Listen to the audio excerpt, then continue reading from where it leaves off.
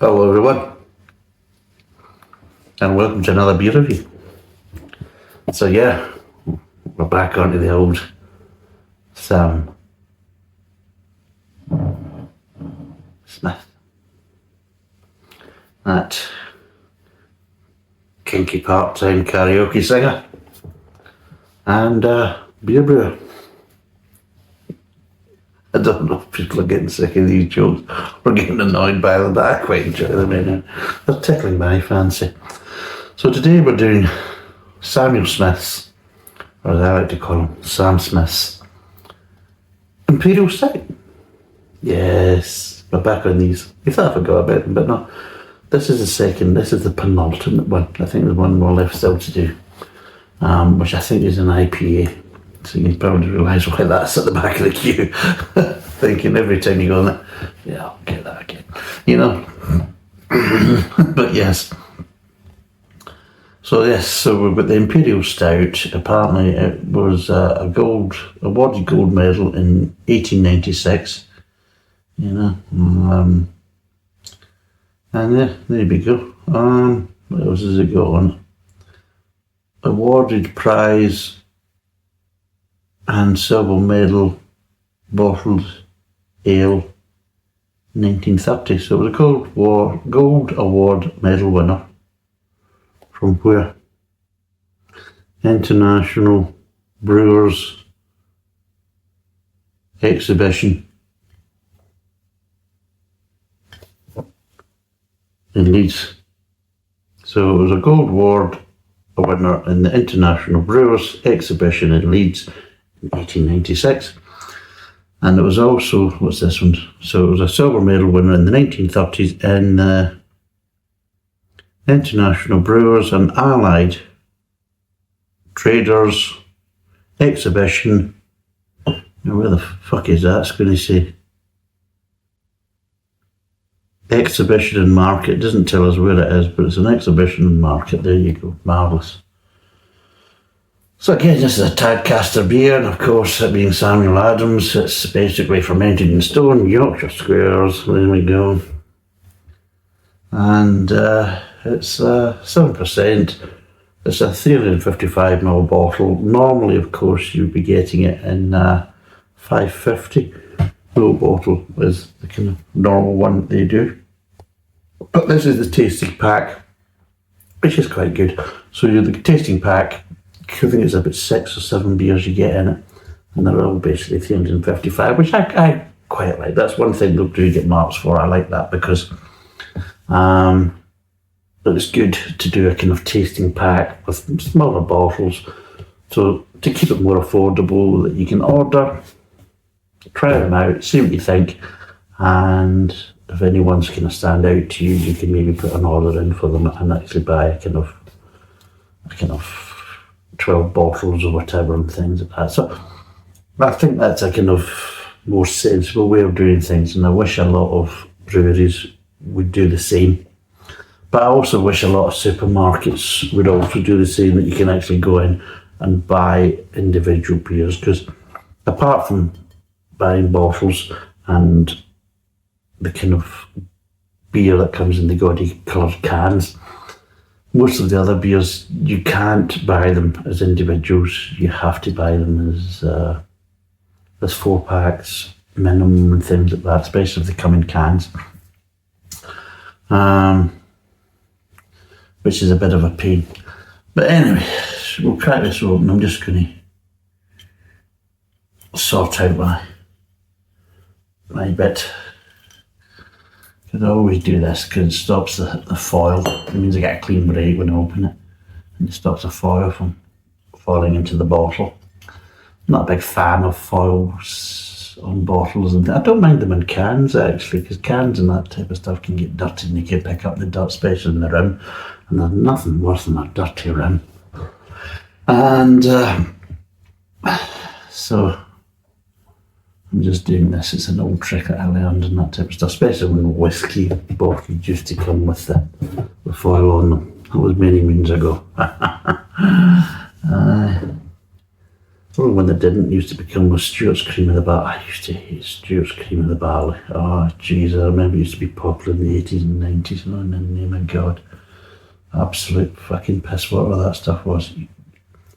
Really, it's the only drink that gives me really, really bad heartburn. Unbelievable heartburn. I'm chewing brownies and God knows what else for the rest of that night. Waking up in the middle of the night, oh God, unbelievable heartburn. You know, just sitting on the side of the bed, just chewing away, thinking, fucking Stuart's Cream of the Barley, you bad. The worst whiskey ever. Seriously, absolutely bloody dreadful. Oh, and there'd be none worse. I mean, I learned, that's one of the things I used to learn, wasn't it? Oh, you want a whiskey? It used to be, do you want a whiskey? Aye, I'll take a whiskey. And then next minute, what's that? Stuart's Cream of the Barley. Oh, for fuck's sake. So I learned from that, and then of course people used to come and say, oh, you want a whiskey? Where we go? Because I ain't saying yes or no until I only got, Stuart's Cream of the Barley. No, I'm quite happy with water and that. You don't bottle your own piss, do you? Because I'll be drinking that then, you know, rather than Stuart's Cream of the Barley. So I never used to come with the foil and that type of stuff because, trust me, it was hard enough to drink it and they wouldn't put anything extra as a resistance to people opening it and actually pouring it. But yes, and as you can see, everything breaks off beautifully. And of course, I've got a nice silvery top and nothing's fallen down in the bottom. You see? I've got a nice rim. Baby glass, baby bottle.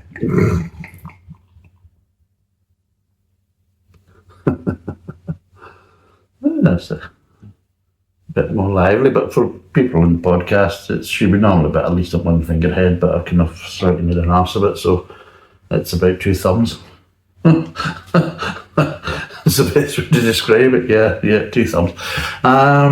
It's a nice kind of tan coloured head, and absolutely jet black. Yeah.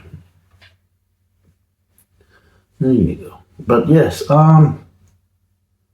yeah. But yeah, the old golden foil and the whiskey bottles. Those were the days. Right, so what does it smell of?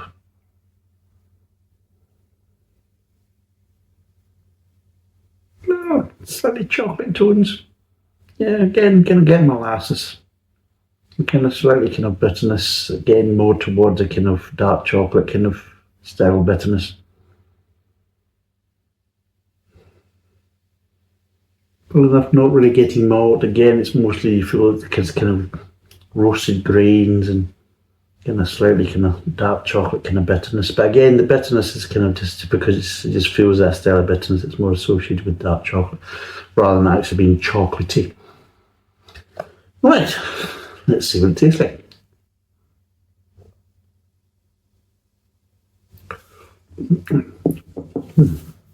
Right, yeah. Very molasses. Initially what I'm getting is I'm getting more molasses and very little bitterness actually.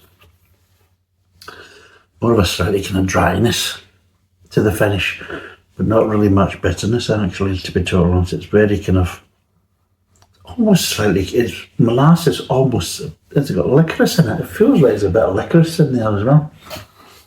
Just has a kind of slight licorice edge to the kind of molasses. And overall,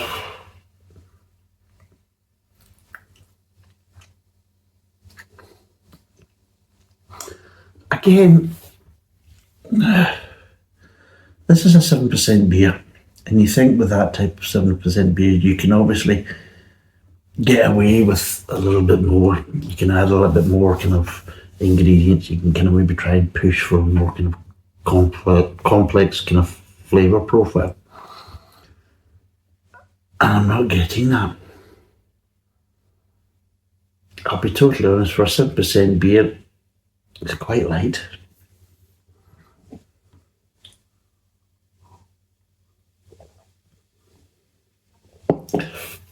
Yeah.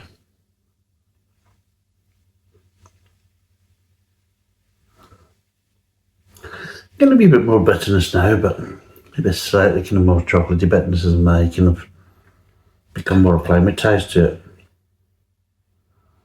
Yeah, there's a little bit more bitterness there.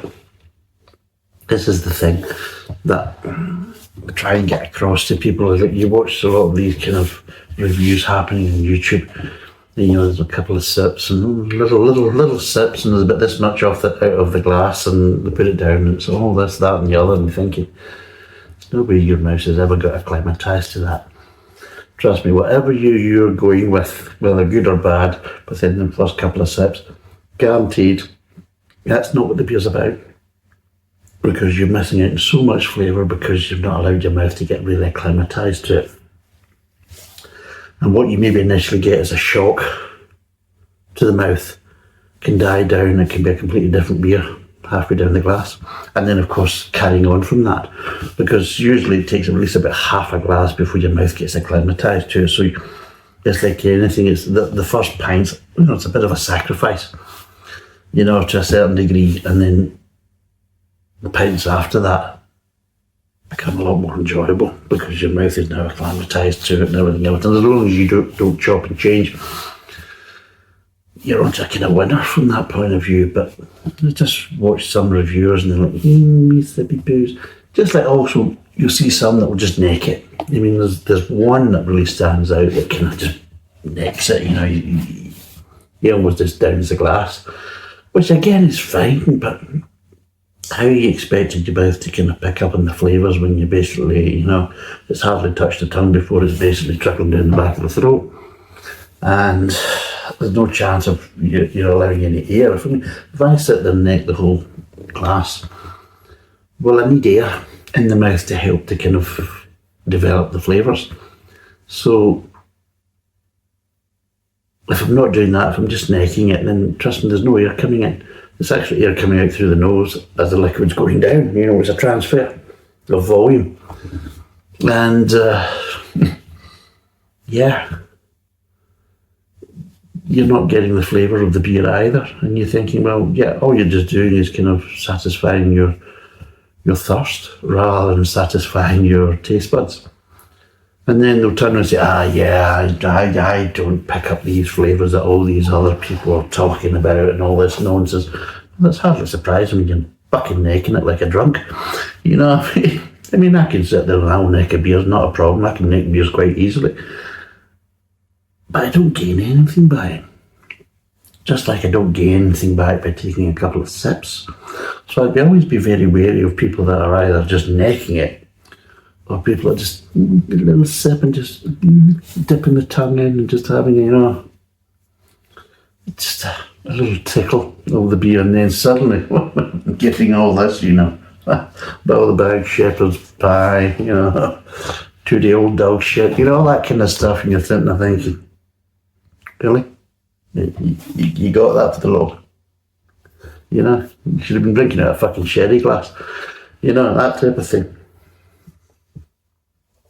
And yeah, so yeah, there's got to be a happy medium. And let's be totally honest, if you're going to taste it, you've got to drink enough of it to get acclimatised to it, but you've also got to drink it in a more controlled way, so you're getting a bit of air in there to help to develop the flavours. You know, so.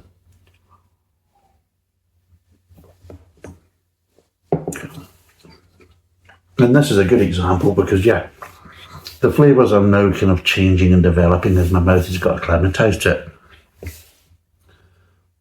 And yeah, there's a bit more complexity to the flavours now than initially. Initially, I actually thought, well, I'm picking up alcohol, I'm picking up a bit of licorice in with the molasses, and that's really it. I'm not picking up anything else. So yeah, so let's break down the flavours and see what we're getting. Right, front mouth, roasted grains, molasses, a little bit of sweetness, but a little bit of licorice. That's what we get. That's the bombastic kind of front of the mouth. Moves out the mid-tongue. And yeah, you're still getting the accents of licorice, getting a little bit of the alcohol coming through. You're also getting a nice bit of sweetness there, but you're starting to get a little bit of chocolatiness coming through. And that kind of just little accent is coming through there. helps to kind of connect with the kind of back of the mouth, because as it transitions between the mid-tongue to the back of the mouth, that's when you start getting that nice little bit of bitterness. You're actually getting it, and it's nice kind of like dark chocolate bitterness. And again, with a little bit of licorice there and a little bit of molasses, it's actually quite a nice finish. A little bit of lingering, not too much, just a little bit. But overall, yeah, nice, rich. Yeah, I think it's quite nice actually, not too bad at all. But a little bit easier drinking than what I thought at 7%. It's not too rich, if that's a good way of thinking. So, what would I give this out of 10? Well, there's a question. What would I give it out of 10? Price-wise, everything else is going to come into it, because they're a bit pricier as well. Samuel Smith. The old Sam Smith beer.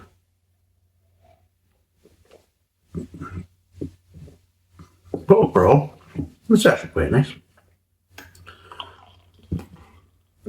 I wouldn't say it's sessionable, but it's not overly rich either, so it's not sickening. So you could actually have a night on it. It'd be quite a short night, but you would have a night on it anyway. And yeah, again, not too bad with the bitterness and everything else. A bit of bitterness, but not too bad. So I'm going to give it a 6.5. It's quite nice. But it probably would be in a 7, but knowing the price that they charge and everything else, they're a wee bit more pricier. I'm going to give it a 6.5. So yeah, 6.5 out of 10. Normally it's a 550ml bottle. It's 7%. Yeah, I would recommend it and that type of stuff. There's other stouts that I would probably prefer. But overall, yeah, it's quite nice. And I would recommend it if you want to try it. Then yeah, there's a bit of complexity there to it, and there's a nice kind of licorice tones as well, which you wouldn't normally get. So anyway, thanks for watching. Cheers. And bye for now.